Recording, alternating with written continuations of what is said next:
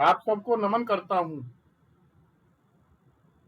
और आज तुलसी जयंती की शुभकामनाएं आप सबको देता हूं।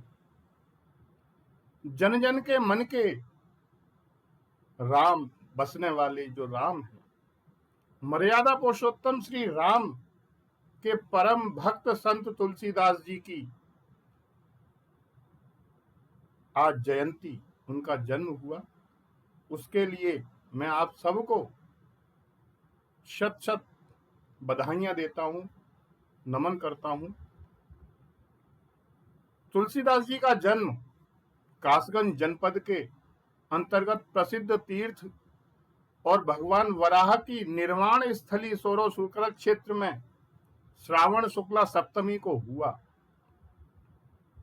उन्होंने खुद कहा है कि मैं पुनि निज गुरु सन सुनी, कथा सो सुकर खेत और समझी नहीं तस बालपन, तब अति रहे अचेत।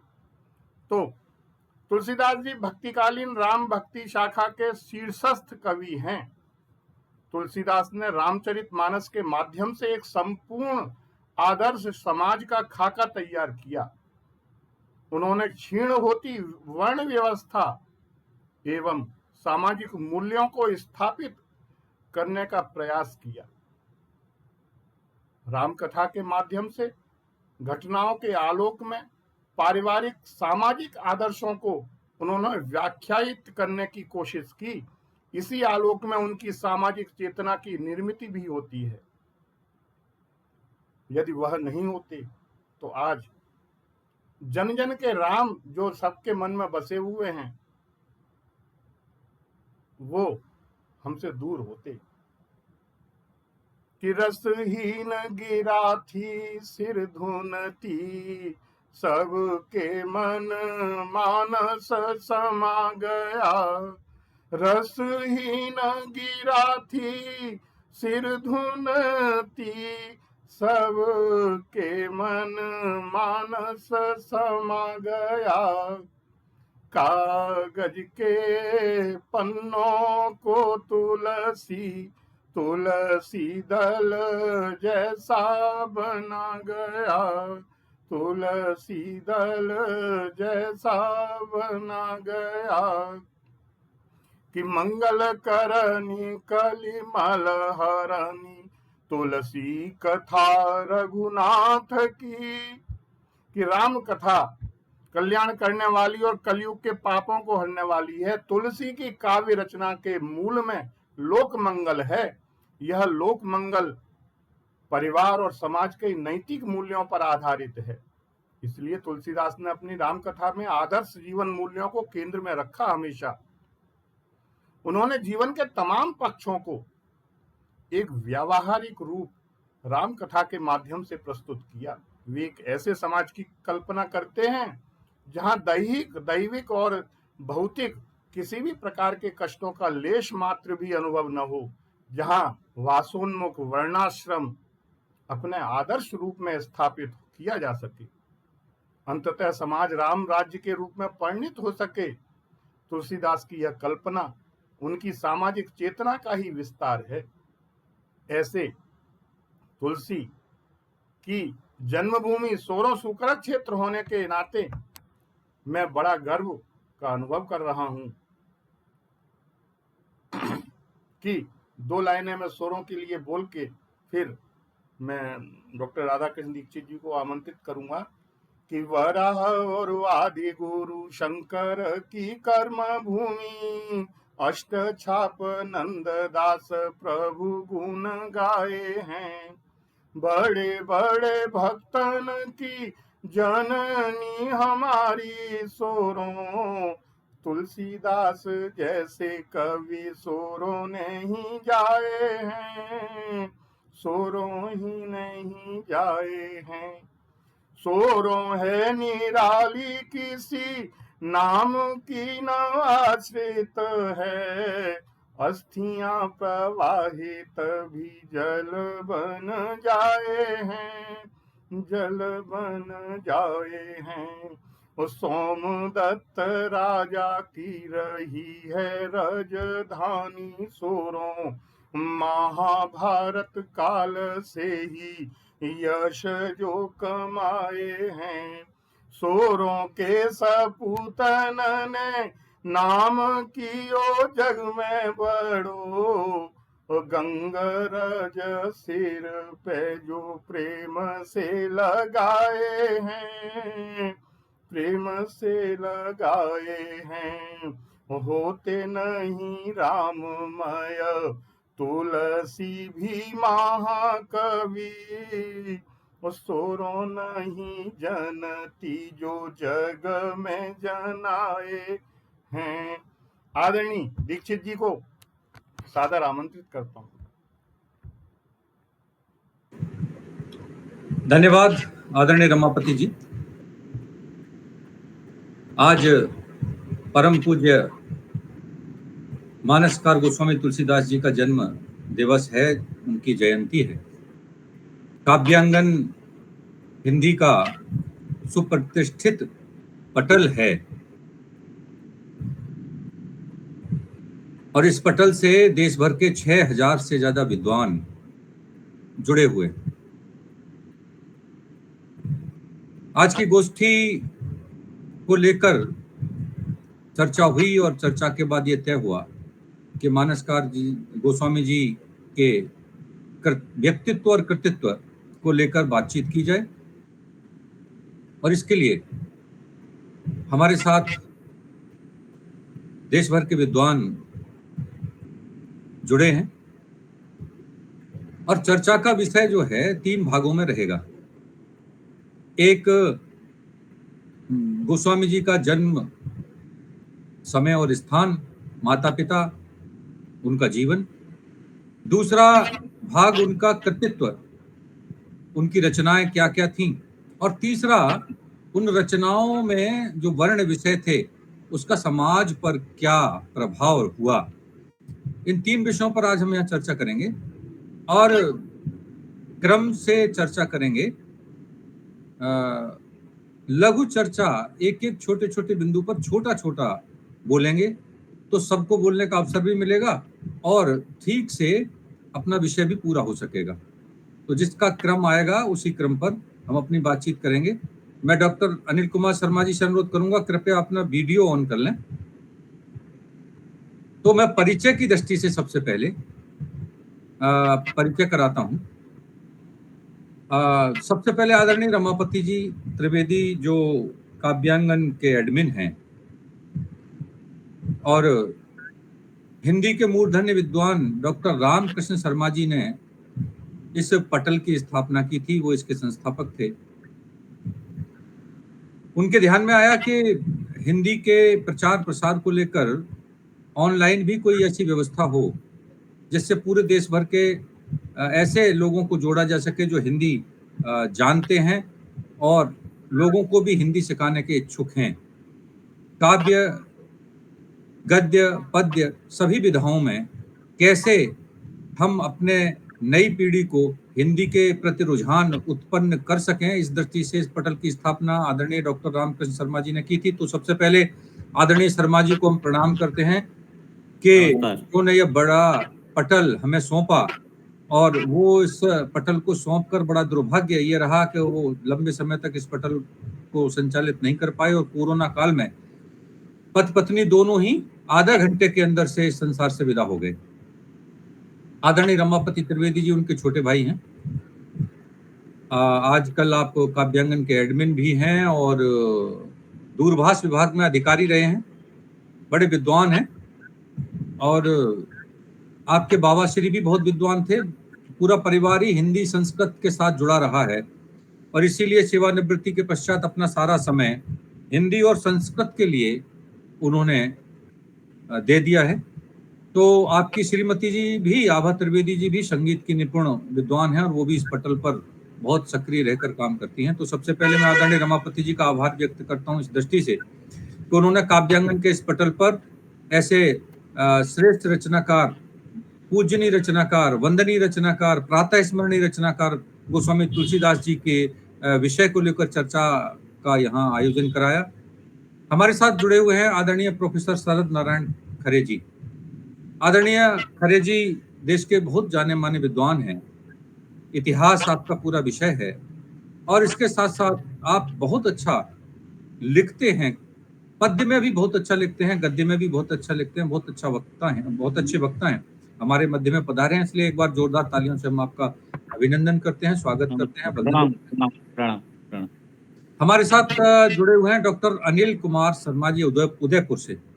आदरणीय शर्मा जी आज की इस चर्चा में शामिल होंगे, इसके लिए हम आपका स्वागत करते हैं। आदरणीय शर्मा जी, अभिनंदन करते हैं आपका, वंदन करते हैं आपका, आप पधारे इसके लिए आभार व्यक्त करते हैं आपका।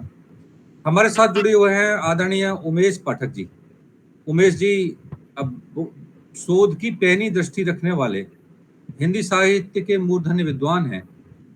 पूरे देश भर में विभिन्न सेमिनारों में आते जाते हैं और विश्व के भारत के सभी पटलों पर बहुत सारे विषयों के साथ अपनी बात को प्रस्तुत करते हैं।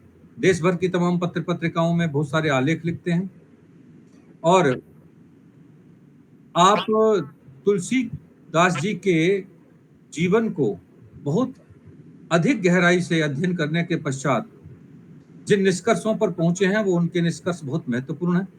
हमारे इस चर्चा में वो पधारे हैं, इसलिए उनका स्वागत करते हैं, अभिनंदन करते हैं, उनका वंदन करते हैं।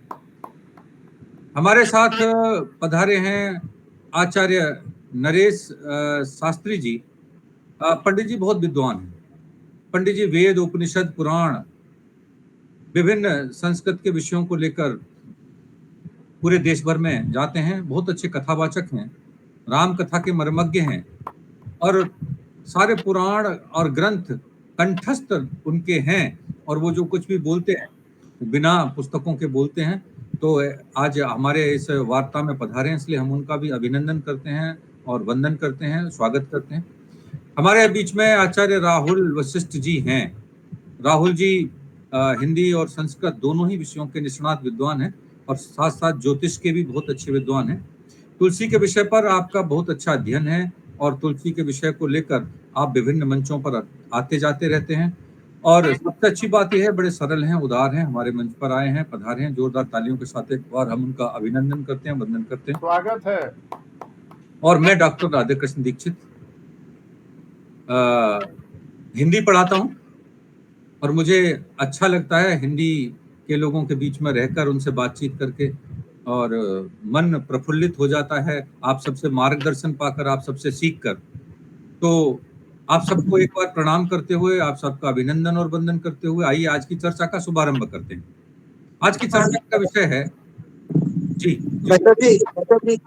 मिनट में चाहूंगा। आपका और डॉक्टर साहब अनिल जी का परिचय पूरा नहीं हुआ, मैं थोड़ा सा जोड़ना चाहूंगा। अनिल जी के विषय में मैं बता दूं आपको, आप 2 विषयों में पीएचडी हैं और जब अपन लोगों ने तुलसी पर 2020 में वेबिनार आयोजित किया था उस समय आप हमारे साथ जुड़े हुए थे। जी जी। ये तो संक्षिप्त सा भाई साहब डॉक्टर साहब अनिल जी का परिचय है। और आपके विषय में बता दूं मैं कि भाई साहब दीक्षित जी इस समय उत्तर प्रदेश में प्रयागराज में शिक्षा सेवा चयन आयोग के सदस्य हैं और भारत सरकार के जल संसाधन मंत्रालय में आप सदस्य के रूप में हैं। ये आपका परिचय और है जो नहीं, मैं तो अधूरा आप सबका स्नेही हूँ, स्नेह का पात्र हूँ। आप मुझे इतना सारा सम्मान देते हैं, आप प्यार देते हैं, स्नेह देते हैं। आप सदैव मेरे आग्रह पर विभिन्न कार्यक्रमों में पधारते हैं, तो ये आपकी उदारता है। आज के कार्यक्रम को आगे बढ़ाते हैं और जैसे मैंने कहा कि विषय जो है वो है आज का पूज्य मानसकार गोस्वामी तुलसीदास जी का व्यक्तित्व और कृतित्व।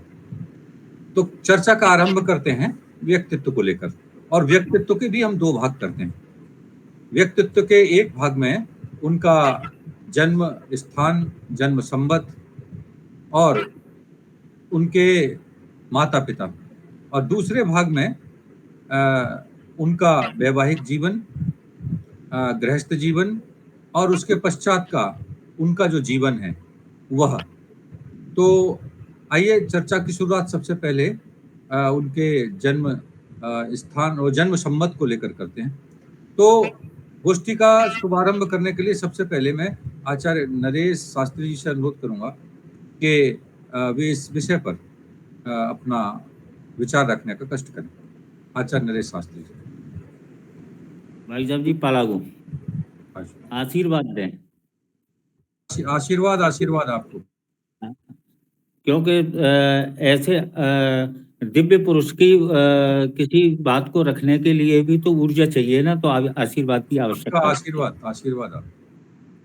सबसे पहली बात तो यह है, उनके माता पिता कितने पुण्य होंगे जिनके यहाँ तुलसीदास जी जैसे व्यक्तित्व का जन्म हो। व्यक्ति अपने अपने दिमाग से बहुत ही हिसाब से करते हैं कि जन्म हुआ, उनके जन्म लेते ही माँ मर गई, पिता मर गए, ये एक अलग विषय है। लेकिन सबसे बड़ी चीज है रामचरितमानस कवि तुलसी शंभु प्रसाद सुमति ही हुलसी। मतलब जो माता हुलसी हैं उनकी, और उनकी पिता जो हैं आत्माराम शुक्ल, वो हैं शुक्ल, वो दुबे नहीं है।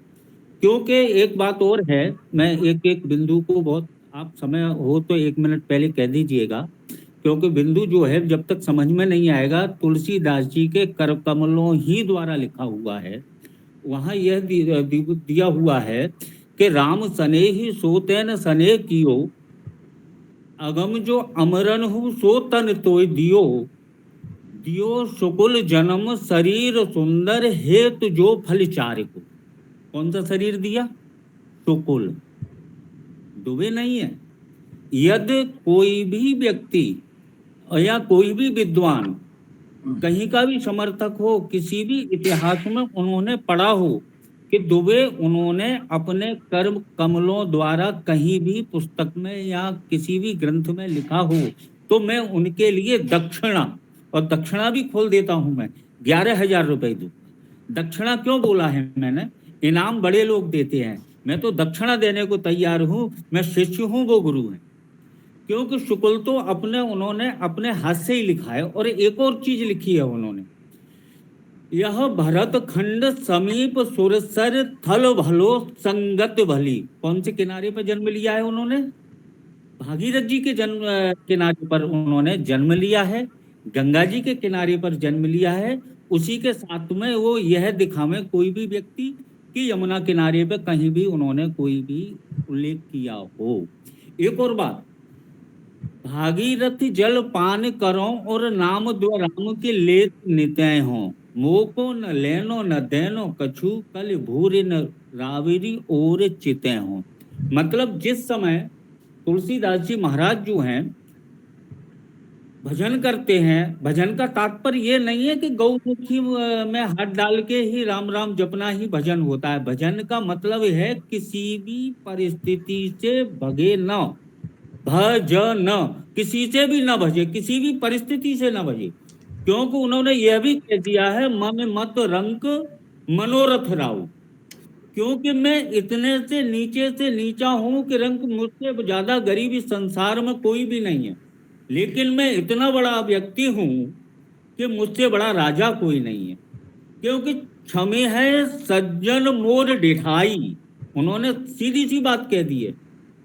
और यहां तक कह दिया बाल वचन मन लाई, मतलब अपने वचन के बाल वचन। देखिए एक चीज और है, तुलसीदास जी के माता पिता का तो नाम बता ही दिया, तो उनके पिता का नाम आत्माराम शुक्ल, उनकी माता का नाम ऋषि।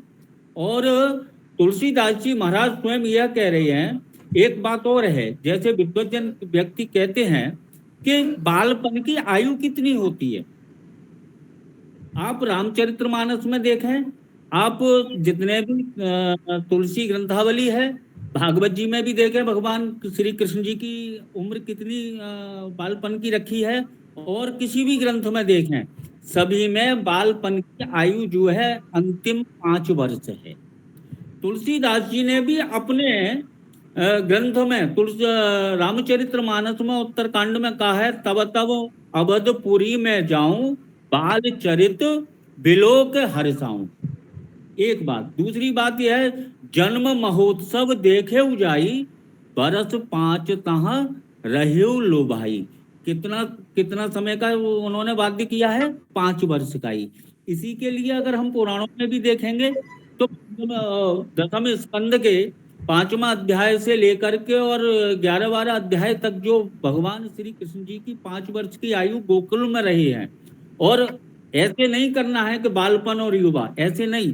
उसमें यह दिया है कि बालपन के बाद में जो आता है कौमारी अवस्था आती है, कौमारी अवस्था के बाद में किशोरावस्था आती है, किशोरावस्था के बाद में ही युवा अवस्था। अब करते क्या है आज गणित में कि डायरेक्ट बालपन से युवा ले आती है। तो कौमारम आचरेत प्राज्ञो, तो ये जो चीज है जितनी भी हमारी, तुलसीदास जी का व्यक्तित्व आता है। तुलसीदास जी का व्यक्तित्व क्या है? गुरुजी 1 मिनट। आचार्य जी, हाँ। अभी हमने एक विषय पर बात करनी है और हमने कहा कि हमारा एक पक्ष ये है कि पूज्य गोस्वामी जी का जन्म संवत को भी लेकर अभी भ्रम की स्थिति है और जन्म स्थान को लेकर भी भ्रम की स्थिति है। तो अभी हम केवल इस 2 विषय पर ही बातचीत करते हैं। अच्छा, ठीक है भाई साहब। हाँ, तो संवत जो है 1568, संवत 1568, श्रावण शुक्ल सप्तमी, यह उनका जन्म संवत है। और अवलेखीय उनके ही समय कालीन जो अविनाश राय भट्ट जी हुए हैं, उनकी पुस्तक में अवलेख है और बहुत अच्छा अवलेख है। और उनका जो आजकल क्या हुआ है भाई साहब जी कि एक ग्रंथ है जिसके लिए वो कहते हैं भक्तमाल। भक्तमाल में पहले प्राचीन प्रतियां जितनी भी हैं लगभग 2007 से पहले की, उनमें सभी में तुलसीदास जी का जन्म स्थान शुकर क्षेत्र सोरो ही माना है। लेकिन जब से वह गोरखपुर में गया है तब से ही ये सन 2007 के बाद में उन्होंने उसके लिए राजापुर कर दिया है। और वह एक प्रति भाई साहब जी के पास, पाठक जी के पास भी है और हमारे भैया वशिष्ठ जी के भी पास है। तो इस प्रकार से यह जो कृतियां हैं जो हम विद्वज्जन जो है बिना लेख के अपने हिसाब से मनगढ़ंत स्थापित करते हैं, ये गलत होता है, ऐसा नहीं होना चाहिए। ठीक है पंडित जी, ठीक है, धन्यवाद आपके लिए। और अभी आएंगे फिर से दोबारा से और आपके साथ फिर बात करेंगे। तो अब इसको क्रम को थोड़ा सा और आगे बढ़ाते हैं और इसी विषय पर जो है इन्हीं दोनों विषयों पर राहुल वशिष्ठ जी जो है क्या कहना चाहेंगे। हाँ, माइक खोल लीजिए, माइक। सभी को प्रणाम। गोस्वामी तुलसीदास विश्व वंदे हैं, पूरा विश्व उन्हें पूजता है। जो सनातन धर्म से जुड़े हुए हैं वो तो सभी पूजते ही हैं, क्योंकि गोस्वामी तुलसीदास ने विश्व के लिए एक अनुपम कृति श्री रामचरितमानस दी है, जो कि सनातन धर्म के प्रत्येक घर में पाई जाती है और लोग उसका बहुत अच्छे तरीके से भक्ति भाव से पाठ भी करते हैं। तो ऐसे गोस्वामी तुलसीदास जी का जो जन्म है वो सूकर क्षेत्र में संवत 1568 में हुआ था। क्योंकि गोस्वामी तुलसीदास ने ऐसे स्पष्ट तो कहीं नहीं लिखा है, लेकिन तुलसी सत्सई जो है गोस्वामी तुलसीदास जी की, उसमें आता है कि जगते रह 36 है राम चरण छा 3, तुलसी ही विचारिये है यह मतो प्रवीण। क्योंकि गोस्वामी तुलसीदास जी ने जब सूकर क्षेत्र का त्याग किया था, जब उनकी पत्नी रत्नावली जी ने उन्हें उलाहना दी थी, तो वो 36 वर्ष की अवस्था के थे और उस 36 वर्ष की अवस्था में उन्हें राम भक्ति जागृत हुई। वैसे तो वो शुरू से ही राम भक्त थे, लेकिन उस तरह से नहीं थे कि वैराग्य ले लें। तो 36 वर्ष की अवस्था में, उसके बाद संवत 1631 में उन्होंने रामचरितमानस की रचना की। उस समय उनकी अवस्था 63 वर्ष थी। तो ये जन्म के लिए उनका प्रमाण वहां मिलता है, जन्म संवत का।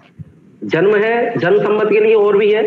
उनके जो समकालीन कवि अविनाश राय ब्रह्मभट्ट रहे हैं, उन्होंने भी कहा है कि राम राम सागर मही सकसित सावन मास, रवि तिथि भृगुदिन द्वितीय पद नखत विशाखा वास, गर्भ द्योस पूरन भय तुलसी प्रगट्यो बाल, गोरो तन मुख मार छव सुनयन बाहु विशाल। ये अविनाश राय ब्रह्मभट्ट के तुलसी प्रकाश में है। तो जन्म के लिए ये जो पुराने हैं ये है। अब स्थिति पैदा होती है कि उन्होंने, गोस्वामी जी ने लिखा है, मैं पुन निज गुर सन सुनी, कथा सुसूकर खेत, समुझी नहीं तस बालपन, तब अति रहु अचेत। अब सूकर क्षेत्र उन्होंने अपनी शिक्षा से आरंभ किया है, यहाँ से सूकर क्षेत्र आता है, उससे पहले उन्होंने ऐसा कोई कहीं का वर्णन नहीं है। तो जब सूकर क्षेत्र में उन्होंने गुरु से यह कथा सुनी थी, तो उन्होंने स्पष्ट लिखा है कि समुझी नहीं तस बालपन, तब अत रहु अचेत। उन्होंने यह जो कथा अपने निज गुरु से सुनी है, यानी जो उनके गुरु थे, गुरु नरसिंह, उनसे सुनी थी, तो ये बालपन में सुनी थी। तो बालपन की एक अवस्था बहुत छोटी होती है। उसके बाद दूसरा उसका चरण है कि अचेत, अचेत में भी अति। तो उन्होंने जो ये कथा सुनी है वो बालपन की भी अति अचेत अवस्था में सुनी है। तो ऐसी अवस्था में कोई भी बालक या कोई भी गुरु इस छोटे से बच्चे को लेकर इतनी दूर कहीं नहीं जा सकता कि वो अपनी जन्मभूमि से दूर जा सके। तो निश्चित है कि गोस्वामी तुलसीदास जी की जो जन्मभूमि है वो सूकर क्षेत्र सोरोही है, और 1568 के श्रावण शुक्ला सप्तमी को विशाखा नक्षत्र के द्वितीय पाद में शुक्रवार को उनका जन्म हुआ था। यहीं पर उनकी शिक्षा दीक्षा हुई थी, यहीं पर उनके विवाह जो बदरिया है वहां से हुआ था। तो तुलसीदास के धन्यवाद आपको राहुल जी, बहुत प्रामाणिकता के साथ, और खास तौर से गोस्वामी जी ने खुद ही जो अपने जन्म के बारे में संकेत दिए हैं, उन संकेतों के साथ और उनके मानसकार के जो समकालीन कवि हैं अविनाश राय ब्रह्मभट्ट जी, उनकी रचनाओं का हवाला देकर उसमें आए हुए उल्लेख को रेखांकित करते हुए आपने मानसकार गोस्वामी जी की दो विषयों पर प्रकाश डाला। एक तो उनका जन्म संवत, और एक जो है उनका जन्म स्थान। हालांकि उनके जन्म संवत को लेकर लोगों ने अलग अलग प्रकार से बातें कही। किसी ने कहा कि खासतौर से चंद्रवली पांडे जी ने काम किया तुलसीदास जी पर, और उन्होंने कहा कि 1589 में उनका जन्म हुआ, और रेवेंड एडवन ने जो है 1600 से 1610 के मध्य उनका जन्म संवत बताया, और जगमोहन वर्मा ने 1560, और मूल गोसाई चरित में 1554।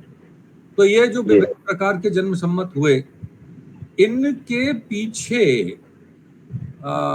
और इन जन्म संवतों को स्थापित करने के पीछे जब कोई संकेत नहीं मिलता मानसकार की ओर से, तो किन आधारों पर इन जन्म संवतों को स्थापित करने का विद्वानों ने प्रयत्न किया, और क्यों जो स्वयं मानसकार अपने जन्म संवत के संबंध में संकेत कर रहे थे उनकी उपेक्षा की। आइए इस विषय पर आगे बढ़ते हैं, और इस विषय पर मैं आदरणीय उमेश पाठक जी को आपके साथ जोड़ता हूं, और मैं चाहता हूं कि इस विषय पर वो तर्क संगत बात जो है प्रस्तुत करें। आदरणीय उमेश पाठक जी। सबसे पहले मैं जो किसी भी मंच पर अपनी बात शुरू करता हूँ, तो उसको शुरू करने के पहले तुलसीदास जी ने जैसा कहा, बंदम संत असज्जन चरना, तो मैं उसी बात को अपने शब्दों में कहता हूँ। पूजनीय, सम्माननीय, आदरणीय, श्रद्धेय, स्नेहिल और आत्मीय चरण छुआ आज्ञे, सभी के लिए सादर वंदन। अब जन्म संवत के विषय में मुझे आदेश हुआ है कि जन्म संवत के विषय में मैं चर्चा करूँ। तो तुलसीदास जी के जन्म संवत जो है वो हमें 6 जन्म संवतों की जानकारी होती है, और इन 6 जन्म संवतों के जानकारी के लिए जो है वो सबसे पहले 1554, फिर 1560, 1568, 1583, 1589 और 1600, ये 6 जन्म संवत तुलसीदास जी के हैं। इनके पीछे का कारण यह है कि तुलसी के जीवन चरित्र को बताने वाले जो ग्रंथ हैं, वो चाहे मूल गोसाई चरित्र हो, या तुलसी चरित्र हो, या गौतम चंद्रिका हो, या तुलसी प्रकाश हो, या घट रामायण हो, इन ग्रंथों में जो तुलसी के जीवन से संबंधित घटनाएं वर्णित हैं, उसके आधार पर उनका जन्म संवत लोगों ने खोजने का प्रयास किया। तो मेरा एक आलेख चित्तौड़ की पत्रिका जो मिलायन निकलती है उसमें इस विषय पर विस्तार से प्रकाशित है, कभी उसमें आप लोग देख सकते हैं। तो इसमें 1554 जो जन्म संवत है, अब ये मूल गोसाई चरित्र के आधार पर बताया गया है। मूल गोसाई चरित्र को विभिन्न विद्वानों ने कृत्रिम और काल्पनिक रचना मानकर निरस्त कर दिया। उसमें जो तथ्यात्मक विवरण है वो बिल्कुल असत्य है, काल्पनिक है, इसलिए 1554 की बात समाप्त हो जाती। फिर 1560 का जो आता है वो जगमोहन वर्मा जी ने कहा है 1560 में, तो वो भी राम मुक्तावली के आधार पर वो बात कर रहे हैं कि राम मुक्तावली में उन्होंने कहा है कि जगमोहन वर्मा जी ने, ये भी प्रामाणिक नहीं बैठता। माता प्रसाद गुप्ता आदि जो विद्वान हुए उन्होंने इसको सही नहीं माना। फिर शिव सिंह सैनी जो है वो 1583 की बात करते हैं, दिसंबर 1583 में तुलसीदास जी का जन्म हुआ। तो सेंगर जी का भी विवरण विद्वानों ने निरस्त किया है। और उसके बाद में 1589 ये ग्रियर्सन महोदय का राम गुलाम द्विवेदी आदि जो है ये इंडियन एंटिक्विटी जो पत्रिका छपती थी उसमें उन्होंने आलेख लिखा था। तो उसमें ये राम गुलाम द्विवेदी जी ने जो उसको बता दिया कि 1589 में अब उसका कोई आधार नहीं है। उन्होंने कह दिया द्विवेदी ने उनके साथ भेंट वार्ता में, और लोगों ने मान लिया उनकी बात को। तो इस तरह से ये सारे जन्म संबंध निरस्त हो जाते हैं। लेकिन जो 1568 है, 1568 इसलिए प्रमाणिक है कि इसको पूरी तरह से ज्योतिषीय कालगणना के आधार पर जो ब्रह्मवती जी ने कहा कि उस दिन जब श्रावण शुक्ल सप्तमी को तुलसीदास जी का जन्म हुआ था, शुक्रवार, जैसा कि अभी अनुज राहुल जी ने बताया, और विशाखा नक्षत्र था, तो उस दिन उनका जन्म हुआ। इसलिए ये जन्म संबंध प्रामाणिक है, ज्योतिषीय गणना के आधार पर सही सिद्ध साबित होता है। तो 1568 तुलसीदास जी का जन्म संबंध सही है। और इस पूरे विवरण को मेरे को आप मीरायन पत्रिका में प्रकाशित है वो मेरा आलेख, उसमें आप देख सकते हैं। वहां मैंने सारे प्रमाणों के साथ में विस्तार से दिया है। आदरणीय भाई साहब, बहुत अच्छा आपने इस विषय को तर्कों के साथ और प्रमाणों के साथ ये बताया कि जिन लोगों ने अन्य प्रकार के जन्म सम्मतों का सहारा लिया वो ठीक नहीं था, और बाद में ज़्यादातर विद्वानों ने 1568 को स्वीकार किया। तो ये जन्म सम्मत की बात, थोड़ा सा और इस पर प्रकाश डालने के लिए मैं डॉक्टर अनिल कुमार शर्मा जी के पास जाना चाहूँगा। डॉक्टर साहब, अगर आप मेरी बात सुन पा रहे हैं तो कृपया ये जो अभी हम लोग चर्चा कर रहे हैं मानसकार गोस्वामी तुलसीदास जी के जन्म संबत की, इसमें आपकी कोई विचार, कोई राय अगर है तो कृपया प्रकट करें।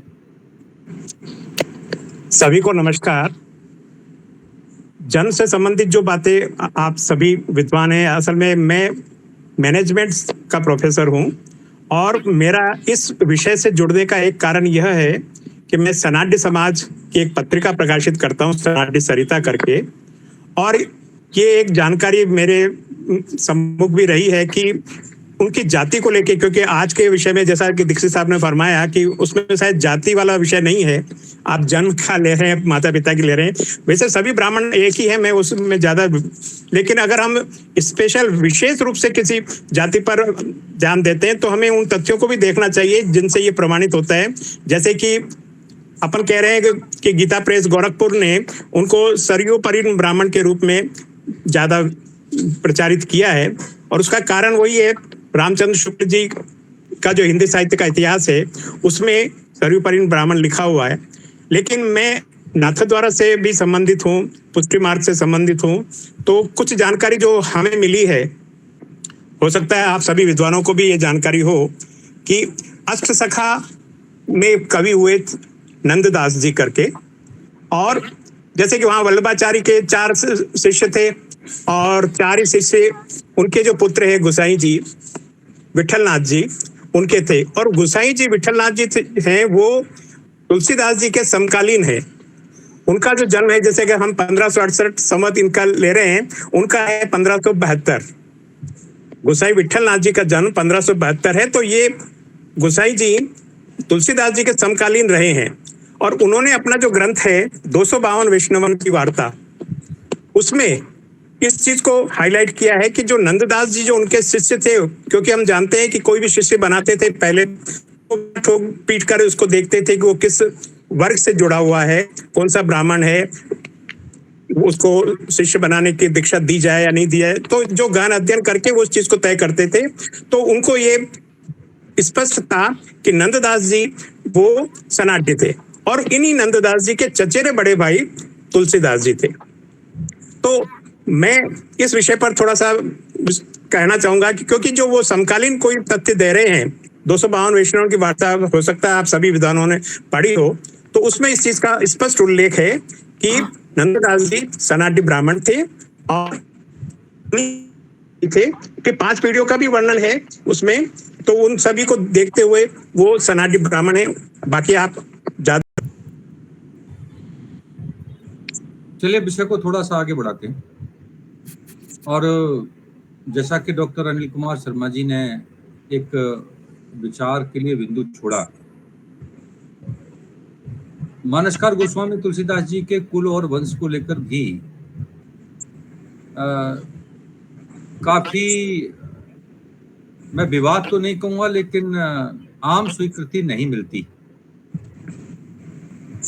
तो फिर हिंदी साहित्य में, हिंदी जगत में काम करने वाले विद्वानों का यह उत्तरदायित्व तो बन जाता है कि इसकी खोज की जाए, इस पर बात की जाए। तो मैं चाहता हूं कि एक बार इस बात पर चर्चा हो कि जिन्होंने गोस्वामी जी को दुबे कहा, सरयू पारी ब्राह्मण कहा, या शुक्ल कहा, सनाड्य ब्राह्मण कहा, इसमें से क्या ठीक है, और अगर वो जो ठीक है उसके पीछे का आधार क्या है। तो आइए इस विषय को थोड़ा सा आगे बढ़ाते हैं। और मैं नरेश शास्त्री जी से बहुत अच्छा इसका जो है जरा आगे बढ़ाते हैं इस विषय को। जी जी जी जी जी भाई साहब, क्योंकि उसमें सनाट्य शुक्ल करके दिया है, जो मेरे अध्ययन में आया है, जो नंददास जी के लिए सनाट्य शुक्ल करके आया है। तो शुक्ल के लिए तुलसीदास जी महाराज ने किसी भी ब्राह्मण के लिए शुक्ल करके संबोधन नहीं किया है। जैसे विनय पत्र का है, कवितावली है, दोहावली है। और एक और बात है, चलो ये भी छोड़ दो, वो बाद की बात है। तुलसीदास जी तो यहाँ तक कह रहे हैं, जब ज्यादा बहुमत मुनि बहु पंत पुराणन जहां तहां जगरो तो गुर कयो राम भजन नी को मोय लागत राज डगरो। जिस समय तुलसीदास जी का जन्म हुआ था, तो उनके गुरुजी उनके लिए आदेश दे रहे हैं कि यहाँ हमारे सनातन धर्म में तो झगड़ा है ही है, मुगलों में भी झगड़ा है, इसलिए राम का भजन। और राम के भजन करते करते उन्होंने जब ये सभी रचनाएं की, और रचना करने के बाद में जब उस झगड़े के लिए स्थापित करने के लिए कहा है, तो स्वयं तुलसीदास जी अपनी कलम से लिखते हैं, बार तिहार निहार मुरार बहे परसे पद पाप लहोंगो, ईत हुए शीत धरों पे डरों, प्रभु की समता बड़े दोष दहोंगो। आगे लिखते हैं, बर 12 बार शरीर धरो रघुवीर को हुए तब तीर रहूंगो, भागीरथी बिनबो कर जोर बहोर नखोर लगे सो कहूंगो। जब ये पंथ की जब ज्यादा वो हो रही थी रामकृष्ण की, क्योंकि जितने भी हमारे वल्लभाचार्य, विठलनाथ जी, गोकुलनाथ जी जितने भी थे, ये सब वैष्णव रामकृष्ण के भक्त थे।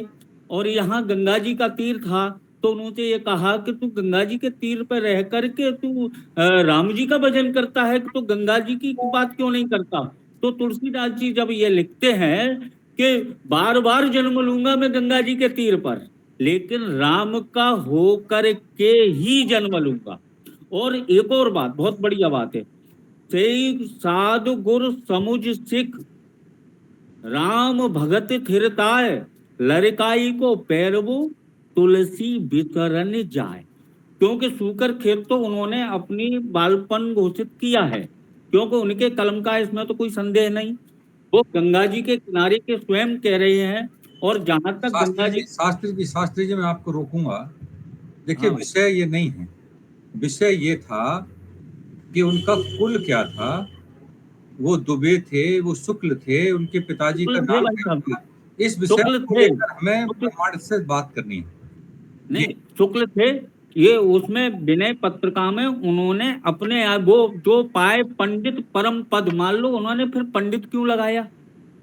पंडित ब्राह्मण ही होते हैं। पंडित का आज हम व्याख्या करते हैं कि कोई भी ज्ञानी होता है वह पंडित होता है, ऐसा नहीं है। उस समय की जो पंडित जो शब्द था वो केवल ब्राह्मणों के ही लिए था, और चलिए। आज भी गांवों में भी कहते हैं पंडित, मतलब और वहां भी आपका उन्होंने शुक्ल लिखा। आपका अभिमत यह है कि मानसकार गोस्वामी तुलसीदास जी सनाड्य ब्राह्मण थे, ऐसा ही कहना है? सनाड्य शुक्ल, और सनाड्य शुक्ल, उनका गोत्र और कुल जो है वो शुक्ल था और कुल जो है सनाड्य था। जी। चलिए, और थोड़ी सी एक और बात बताऊं, क्योंकि पूरी ग्रंथावली ने उन्होंने किसी भी ब्राह्मण के लिए शुक्ल नहीं लिखा, किसी के लिए भी नहीं लिखा।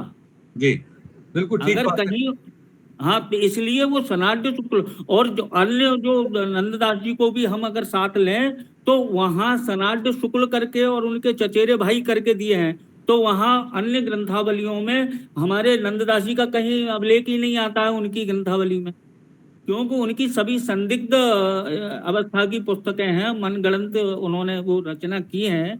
क्योंकि वहां तो सेवक मन मानस मराल से मतलब जितनी भी गंग तरंग माल से अपने उन्होंने मन को ही गंगा जी की तरंगों में, और यहाँ तक तो मैंने अध्ययन किया है कि गंगा जी से ही उन्होंने देखा तक है। चलिए अब आगे तरंग। एक मिनट, आपका विषय लंबा हो रहा है और हम इसे रोकते हैं। ये बात ठीक है कि आपने भी इस बात की पुष्टि की है कि वो सनाड्य ब्राह्मण थे और शुक्ल उनका गोत्र था, और आत्माराम शुक्ल जो है उनके पिताजी थे। जी, तो मैं आदरणीय प्रोफेसर खरे साहब के पास आऊंगा, वो इतिहास के व्यक्ति हैं, और मैं चाहता हूं कि शायद उन्होंने भी अगर इस संदर्भ में मानसकार का कोई अध्ययन अगर इस तरह के उनके जन्म को लेकर कहीं किया हो तो जरा उल्लेख करने का कष्ट करें, नहीं तो उनका विषय तो हम अलग से बिल्कुल लेंगे। जी खरे साहब। जी जी सभी को नमन। यथार्थ तो ये है कि ना तो मैं मानस मर्मज्ञ हूँ और ना तुलसी विशेषज्ञ हूँ। इतिहास के विद्यार्थी के रूप में ही भक्ति काल में, मतलब जो इतिहास की दृष्टि से मध्यकाल था, मिडिवल हिस्ट्री ऑफ इंडिया, उसके अंतर्गत ये भक्ति आंदोलन के अंतर्गत जो बहुत सारे भक्ति संत हैं उनमें गोस्वामी तुलसीदास जी का संदर्भ भी आता है। तो अपनी दृष्टि से मैंने मानस को और गोस्वामी तुलसीदास जी के उत्सर्जन को देखने की कोशिश की है। अब मैं, और उसमें संबद्ध तो इतिहास में नहीं दिया जाता, सन दिया जाता है। तो सन मिलता है जब हम मध्यकालीन इतिहास पढ़ते हैं, 11 अगस्त 1511 में उनका जन्म हुआ, तो उसको अगर संबद्ध में बदला जाए तो वो 1568 निकल के आ रहा है। तो इससे ये पुष्टि हो रही कि 1568 को ज्यादा इतिहासकार मान्यता देते, मतलब ये मान्यता वाली बात ज्यादा दिखाई दे रही है। और सोरों सूकर क्षेत्र ही उल्लेख मिलता है। मैंने जो इतिहास की मध्यकालीन जो पुस्तकें पढ़ी हैं यही उसमें निकल करके आता है। और इतिहास में ये चीज साहित्य की ज्यादा विवाद में नहीं ली गई है। 11 अगस्त 1511 में उनका जन्म हुआ, उत्तर प्रदेश के सोरों सूकर क्षेत्र में, ये उल्लेख मिलता है। और उन्होंने भक्ति आंदोलन के माध्यम से समकालीन परिस्थितियों को समझा और समसामयिक चेतना जागृत करने की कोशिश की। अब यहाँ मेरी बात अगर कहें तो शुरू होती है, अन्यथा मैं अभी बात अपनी रोक देता हूं। हाँ खरे साहब, दोबारा आते हैं हम आपके पास। बहुत अच्छी जानकारी आपने देखिए इतिहास के संबंध में दी, और आपने कहा कि इतिहास में सम्मत नहीं मिलता, सन मिलती है। लेकिन इतिहास में जो सन मिलती है उसको जब हम सम्मत में परिवर्तित करते हैं तो फिर वो 1568 ही बैठता है। बहुत तो ये प्रमाणिकता ज्यादा है इसमें। जी, बहुत अच्छी जानकारी आपने दी है, बहुत बढ़िया जानकारी दी है। आइए रमापति, आगे बड़े बड़े विद्वान। चलिए दूसरा एक और विषय है जिसको लेकर पूरे हिंदी समाज में, हिंदी परिवार में, हिंदी दुनिया में, हिंदी संसार में चर्चा है। और चर्चा है नहीं बल्कि उसको चर्चा बनाया गया है, और वो चर्चा ये बनी है कि मानसकार गोस्वामी तुलसीदास जी का जन्म कहाँ, किस स्थान पर हुआ। इसको लेकर बड़ा विवाद खड़ा कर दिया गया है। और जैसा मैंने अपने अध्ययन काल में आरंभ में पढ़ा था, जब मैं कक्षा 6 में और कक्षा 7, 8, 9 में पढ़ता था, तो उत्तर प्रदेश सरकार की जितनी भी जो पुस्तकें आती थी, जो उनके द्वारा प्रेस्क्राइब्ड थी, अधिकृत थी, उन सब में मानसकार गोस्वामी तुलसीदास जी का जन्म स्थान सोरों लिखा होता था। और वो ये कहते थे कि कुछ लोग ऐसा मानते हैं कि उनका जन्म स्थान राजापुर था। थोड़े दिनों बाद मैंने ये पढ़ना शुरू किया कि उन्हीं किताबों में कि तुलसीदास जी का जन्म स्थान सोरों और राजापुर दोनों है। फिर थोड़े दिनों बाद और एक अमेंडमेंट आया धीरे धीरे, और ये अमेंडमेंट के पीछे का कोई आधार नहीं था। एक अमेंडमेंट आया कि तुलसीदास जी का जन्म स्थान जो है राजापुर हुआ, लेकिन कुछ लोग सोरों भी मानते हैं। और अभी तो एक और चीज मैंने पढ़ी देखी, उमेश जी उसकी पुष्टि करेंगे, कि कक्षा 6 की किताब में लिखा है कि उनका जन्म स्थान सोरों में हुआ, और 8 की किताब में लिखा है कि उनका जन्म स्थान राजापुर में हुआ। तो जो सिलेबस और पाठ्यक्रम तैयार करने वाली जो कमेटियां हैं, उन कमेटियों को भी ये भ्रम है, या तो उन्होंने अध्ययन नहीं किया, और अगर अध्ययन किया है तो उनका अध्ययन आधा अधूरा है, प्रमाणों सहित नहीं है। तो मैं ये जानना चाहता हूँ इस विद्वानों की, इस मंडली से, विद्वानों से, कि आखिर वजह क्या है, उनका मूल जन्म स्थान वास्तव में क्या है। जरा प्रमाण सहित इसको हम सब अगर इस पर चर्चा करें तो क्या उनका जन्म स्थान ठहरता है, इस पर जरा बात करेंगे। बहुत अच्छा विषय, बहुत अच्छा तो विषय। मैं आरंभ करता हूँ राहुल जी से। राहुल जी इस संबंध में क्या कहना चाहेंगे?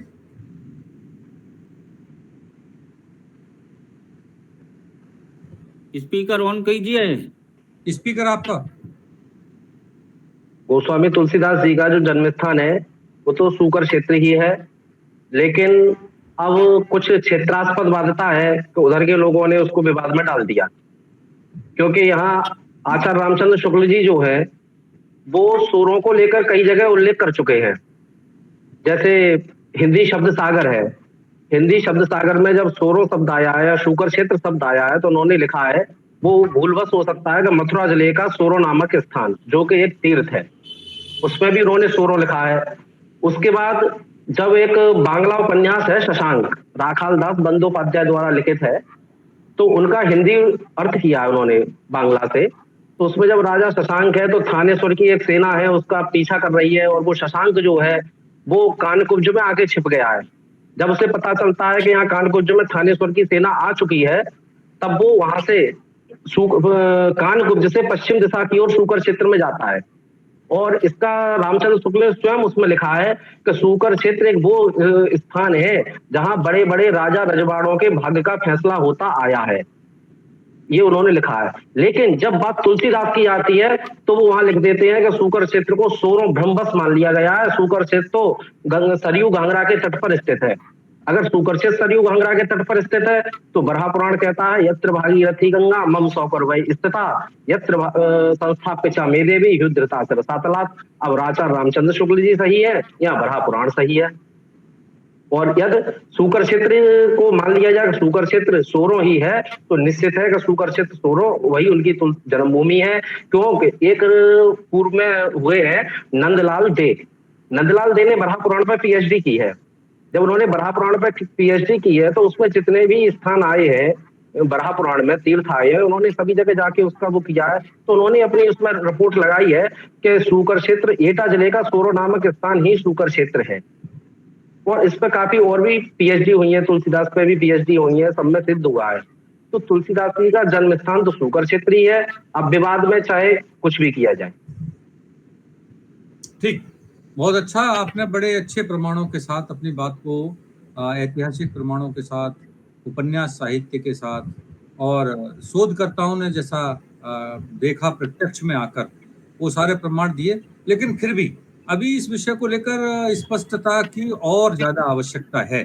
तो मैं इस विषय को लेकर आदरणीय उमेश पाठक जी से जो है अनुरोध करूंगा कि वो जरा इस पर और विस्तार से चर्चा करें। भाई साहब जी बार बार आदरणीय शब्द बोलते हैं, थोड़ा ठीक नहीं है। तो चलिए सर, तुलसीदास जी के जन्म स्थान के संदर्भ में की बात है तो 6-7 स्थान है जो विद्वानों ने तुलसीदास जी के जन्म स्थान के विषय में घोषित कर दी।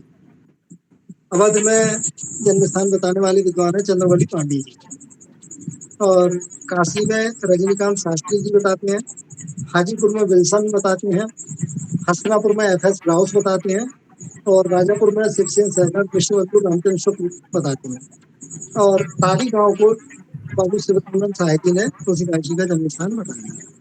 और सोरठपुर का क्षेत्र को पंडित रामनारायण त्रिपाठी कहते हैं कि वो उनका जन्म स्थान है। अब यहाँ बात यह आती है कि जो भी ग्रंथ तुलसी के बारे में सूचनाएं हमें देते हैं, उनकी प्रामाणिकता या एफ.एस. राउस जो है वो भक्ति सिंधु के आधार पर कह देते हैं कि हस्तिनापुर में तुलसीदास का जन्म हुआ। तो इन ग्रंथों का तुलसी से कोई संबंध है भी, या अनावश्यक रूप से लोगों ने अपनी बुद्धि विलासता का परिचय दिया, ये थोड़ा सा अध्ययन का विषय है विद्वानों के लिए। अब गार्सो तासी जो विद्वान है फ्रांसीसी, वो हाजीपुर को कह देते हैं कि चित्रकूट के पास में हाजीपुर है। और अब तो जो इन सबसे आगे बढ़ के अभी जो वर्तमान के अपने आप को जगत गुरु कहने वाले रामभद्राचार्य जी हैं, उन्होंने तो शुक्र क्षेत्र को ही चित्रकूट की एक गुफा में बता दिया। रामचंद्र शुक्ल ने पस्का में बताया, उन्होंने वहां बता दिया। तो इन सब विद्वानों से शुक्र क्षेत्र इनके भटकता है कि तुलसीदास ने अपने आप को शुक्र क्षेत्र का होना संकेतित किया है। जो बालपन की अचेता अवस्था के संदर्भ में नरेश जी चर्चा कर रहे थे अभी, तो शुक्र क्षेत्र कहाँ है, ये इन लोगों के लिए सबके लिए समस्या है। तो राहुल जी ने ये भी बताया कि शुक्र क्षेत्र यत्र भागीरथी गंगा समुद्र पे स्थित है। फिर इन सब विद्वानों से ये पूछा जा सकता है कि यदि अयोध्या एक है, मथुरा एक है, काशी एक है, भारतवर्ष में जितने भी सनातन तीर्थ हैं वो अपने नाम के एक ही एक है, तो शुक्र क्षेत्र के विषय में तो इतना भ्रम फैला गया है कि वो 36 है या 84 है। तो ये हंसी आती है ऐसे बुद्ध विलासियों पर कि इस तरह की बातें करना। हम मान सकते हैं कि अंग्रेज या फ्रांसीसी विद्वानों ने जो कुछ भी रिसर्च की वो हमारी संस्कृति से पूर्णतः परिचित नहीं थे। उन्हें भ्रमवश जो कुछ भी बता दिया गया, उन्होंने उसको अपने ग्रंथों में लिख दिया, एंटिक्विटी में या एशियाटिक जर्नल में प्रकाशित किए, या उनके अन्य ग्रंथों में जो आलेख प्रकाशित हुए, तो वो हमारे लिए प्रमाण नहीं है। हमारे लिए प्रमाण तुलसी और भारतीय सनातन वेदा के जो विद्वान है, जो अध्येता है, वो जो बात कर रहे हैं वो हमारे लिए प्रमाणित है। और उस एक पर बात उमेश जी इसके बीच में और आती है जी कि तुलसीदास जी के जन्म को लेकर जब शुक्र क्षेत्र का विषय उठा तो बहुत सारे हिंदी के विद्वान एक और आके खड़े हो गए। मैथिली शरण गुप्त जी थे, बाबू गुलाब राय जी थे, राम कुमार वर्मा जी थे, रांगे राघव जी थे। इन सभी साहित्यकारों ने कहा कि हमने तो शुक्र क्षेत्र कोई दूसरा सुना ही नहीं, शुक्र क्षेत्र तो एक ही है, और उन्होंने कहा वो पावन तीर्थ है। और कई रचनाकारों ने तो ये कहा कि हमारे तो पूर्वज वहां जाते रहे हैं, और शुक्र क्षेत्र को लेकर ऐसा भ्रम फैलाया जाना ठीक नहीं है। ये विषय जो है कई बार आया, लेकिन इसमें एक चीज और जोड़ी जा सकती है जो अगर हम इसको थोड़ा सा अलग अलग करके ये देखें उनके जन्म स्थान को, तो 3 बिंदुओं को लेकर हम देख सकते हैं। एक तो जो तुलसीदास जी ने अपने जन्म स्थान के संबंध में संकेत दिए हैं वो क्या क्या हो सकते हैं।